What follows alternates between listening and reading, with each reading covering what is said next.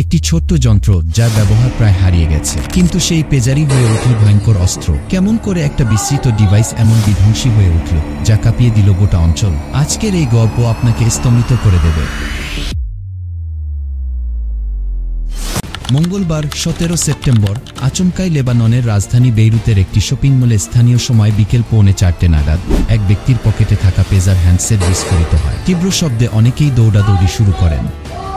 তারপর থেকে একাধিক জনবহুল এলাকায় একের পর এক পেজার হ্যান্ডসেটে বিস্ফোরণ ঘটতে থাকে। ওই বিস্ফোরণে বেশ কয়েকশো মানুষ রক্তাক্ত অবস্থায় মাটিতে লুটিয়ে পড়েন। হিজবুল্লাহর 13 জন সদস্যের মৃত্যু হয়েছে আর আহত হয়েছে প্রায় 4000 মানুষ। টানা 1 ঘন্টার বেশি সময় ধরে সিরিয়ালি ওই বিস্ফোরণ চলার খবর জানতে পারার সঙ্গে সঙ্গেই লেবানন সরকারের তরফে নাগরিকদের সতর্ক করে দিয়ে পকেটে রাখা পেজার হ্যান্ডসেট ছুঁড়ে ফেলার নির্দেশ দেওয়া হয়। এখন আপনার মনে প্রশ্ন জাগতে পারে, বর্তমান স্মার্টফোনের যুগে পেজার শব্দটি অনেকের কাছেই প্রায় ভুলে যাও, কিন্তু সম্প্রতি লেবাননে পরপর কয়েকটি পেজার বিস্ফোরণে কেঁপে উঠেছে গোটা অঞ্চল। কিভাবে এমনটা সম্ভব হলো? আজকের এই ভিডিওতে আমরা ঠিক সেই বিষয়টি বিশ্লেষণ করব। ভিডিওটি আপনার জন্য বেশ আকর্ষণীয় হবে, তাই সম্পূর্ণ ভিডিওটি দেখার অনুরোধ রইল।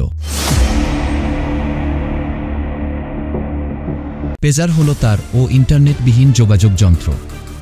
এটি একটি সরল বেতার যন্ত্র যা মেসেজ আদান প্রদান করতে পারে। ফোনের মতো এই যন্ত্রে কথা বলা যায় না। এটি একমুখী যোগাযোগ যন্ত্র। এই যন্ত্রে হয় মেসেজ গ্রহণ করা যায় অথবা পাঠানো যায়। দুটো কাজ একসাথে চলে না। এটা খুব উচ্চ কম্পাঙ্ক বা অতি উচ্চ কম্পাঙ্কের রেডিও তরঙ্গে কাজ করে। এর যান্ত্রিক গঠন মোবাইলের মতো জটিল নয়। পেজারের 4টি মূল উপাদান: একটি অ্যান্টেনা যা রেডিও সংকেত গ্রহণ করে, একটি রিসিভার যা আগত মেসেজকে ডিকোড করে, একটি স্ক্রিন যেখানে সেই বার্তা দেখা যায় এবং একটি ব্যাটারি। ক্ষুদ্র এই যন্ত্র হাতে বা পকেটে রেখে ঘোরা যায়। মোবাইল ফোন আসার পূর্বে 20 শতকের শেষ দিকে এটি যোগাযোগের অন্যতম মাধ্যম ছিল। মোবাইল ফোনের উত্থানের কারণে পেজার গুরুত্ব হারায়। এখন এই যন্ত্র বিলুপ্ত প্রায়। তবে বিশেষ কারণে কিছু জায়গায় পেজার এখনও ব্যবহার করা হয়, বিশেষ করে যেসব প্রত্যন্ত অঞ্চলে নেটওয়ার্ক খুব খারাপ। আবার যেহেতু ট্র্যাক করা যায় না, তাই বিভিন্ন সশস্ত্র গোষ্ঠীর কাছে এখনও এই যন্ত্রের গুরুত্ব অপরিসীম। এ কারণেই হিজবুল্লাহ এখনও পেজার ব্যবহার করে। লেবাননের হিজবুল্লাহ গত বছর তাইওয়ানের বোল্ট অ্যাপোলো কোম্পানিকে 5924 মডেলের পেজার সরবরাহের অর্ডার করেছিল।